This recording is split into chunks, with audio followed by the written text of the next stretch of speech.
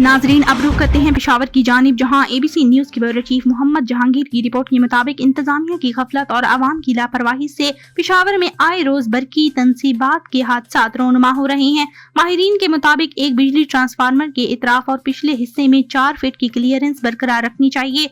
Box के अंदर का सामान गर्मी पैदा करता है और इसे ठंडा रखने और मौसर तरीके से चलाने के लिए हवा की गर्दिश की जरूरत होती है। माहिरीन के मुताबिक ट्रांसफार्मर के अतराफ 10 फीट की क्लियरेंस बरकरार रखें, लेकिन हमारे यहाँ महकमा के लोग इतने लापरवाह हैं कि 1 फीट का फासला भी नहीं रखते। एक सर्वे के मुताबिक पेशावर में वाक़या मशहूर बाजार डबगरी, जो कि प्राइवेट अस्पतालों और डॉक्टर्स क्लिनिक के लिए बहुत मशहूर है, यहाँ पर एक निजी अस्पताल के सामने फुटपाथ के करीब जमीन पर 630 किलोवाट हैवी पावर बिजली ट्रांसफार्मर को देखा, जो चारों अतराफ से साइन बोर्ड्स के अंदर छुपाया हुआ है, जो कि हवा की गर्दिश और आवाम की नजरों से महरूम है। इस फुटपाथ पे दिन रात हजारों लोगों की आमदोरफ्त जारी रहती है। ये संगीन गफलत किसी भी वक्त हादसे का सबब बन सकती है।